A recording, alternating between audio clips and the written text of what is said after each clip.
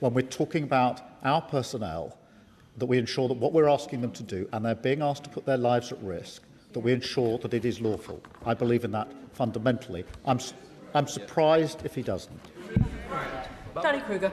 Thank you very much, Madam Deputy Speaker. I don't know what's more humiliating for the United Kingdom, the moral weakness of a government that can't distinguish between right and wrong and can't even take a sovereign decision without consulting international lawyers, or the material weakness of a country that has just decommissioned its last frigate in the Gulf and, as the Prime Minister has said in his statement, does not have the capability to defend our own citizens in the region. So given this position of neutrality and impotence, will the Prime Minister clarify what exactly he means by defensive versus offensive action? The whole operation is offensive according to the terms that the Prime Minister has set out. Or does he expect that the British will have some sort of operational veto on individual flights that the Americans take off from our bases? That bombshell of a question just sent shockwaves through the halls of Westminster, as one lone MP looked the Prime Minister in the eye and delivered those precise, uncompromising words.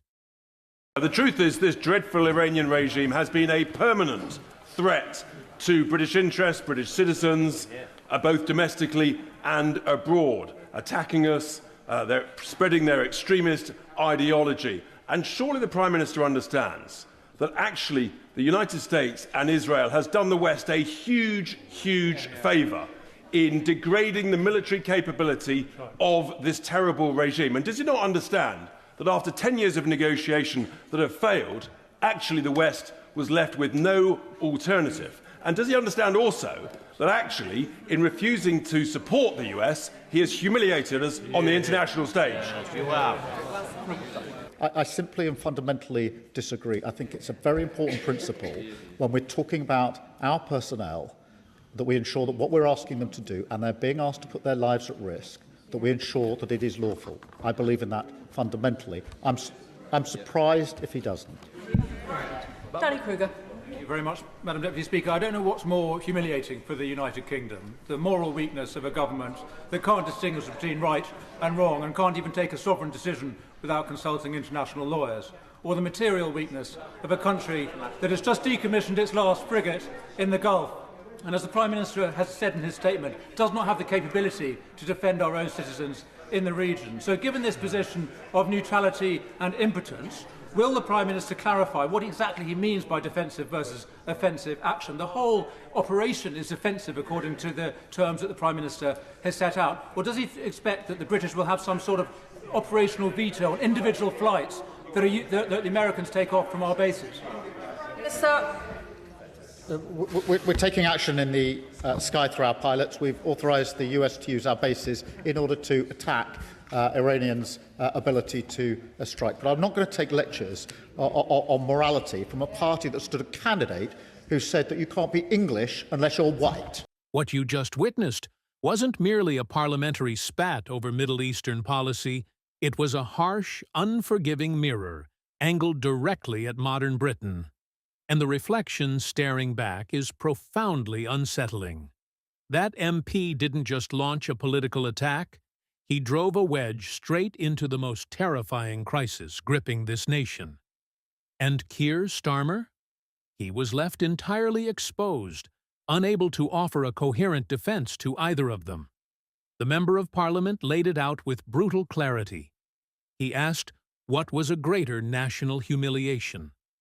A government paralyzed by a moral compass, broken so badly it needs international lawyers to find true north, or the hollowed-out shell of a military that has just pulled its final frigate from the Gulf. Let the sheer weight of that sink in.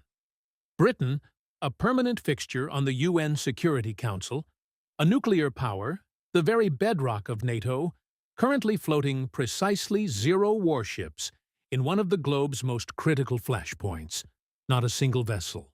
At the moment of the most explosive military showdown in the Middle East in a generation, Britain's naval footprint was completely non-existent. It's not a mere oversight. It is a staggering, catastrophic indictment of more than 10 years of ruthless defense slashing and strategic blindness. And how does this government respond to such a glaring embarrassment? By calling in more lawyers. Here is where the Prime Minister's entire narrative frays at the seams. Starmer clings desperately to this fabricated line between defensive and offensive maneuvers to justify Britain taking a back seat. He waves through the use of UK bases, swearing blind they are strictly for defense. On the surface, it sounds incredibly sensible, doesn't it? Measured, restrained. But poke the absolute slightest hole in that logic, and the whole facade crumbles. The MP laid bare the fatal flaw. If American jets are launching from British tarmac to rain fire on Iranian targets, how on earth is Britain exercising an operational veto on those specific flights? The brutal truth is, it isn't. Britain is in it, fully involved. Suddenly, this neat legal boundary between defense and offense evaporates into nothingness. It's pure political spin, a handy smokescreen allowing the Prime Minister to quietly facilitate the very actions he lacks the backbone to publicly champion. This isn't clear leadership. It is weaponized ambiguity. And you can be certain every single one of our allies sees right through it. And the fallout from this approach, the MP argued, is severe.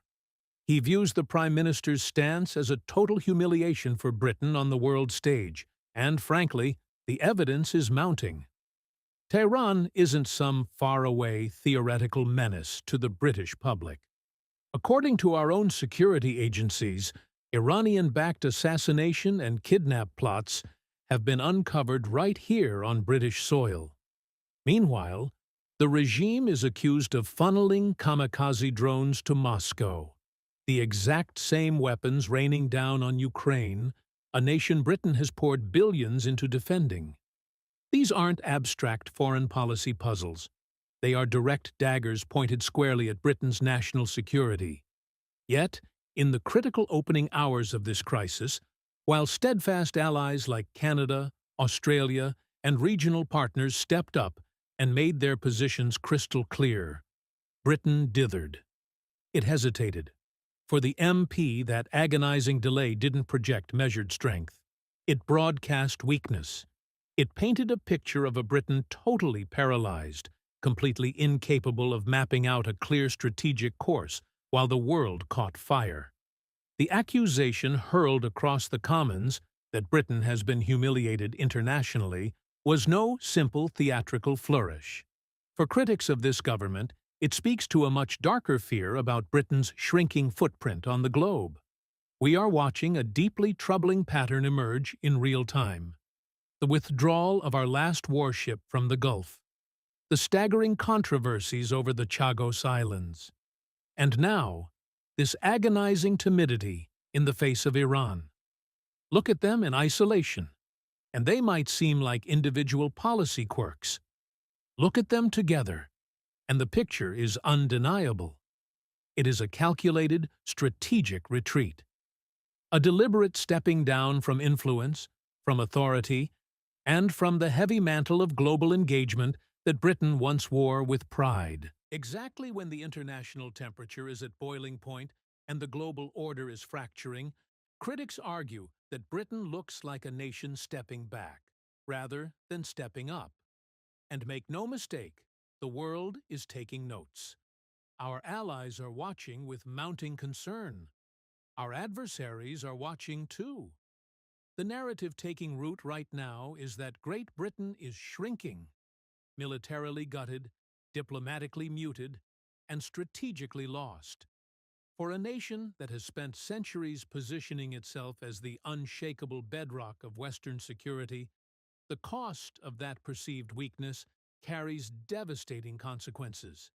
The MP standing in that chamber dared to ask the question that is now echoing in living rooms and military barracks across the country. At what exact point did Britain lose the spine to defend its own strategic interests with absolute clarity? It's a question that eclipses any single foreign policy debate. It touches on the very survival of British influence, the readiness of our armed forces, and what relevance we still hold in a rapidly darkening world. It demands an answer. So far, critics argue, that answer is nowhere to be found. And until it is, the bitter debate inside Britain will rage on. Because crises like this don't just test governments. They force entire nations to look in the mirror and confront difficult truths. What unfolded in Westminster wasn't just the cut and thrust of politics.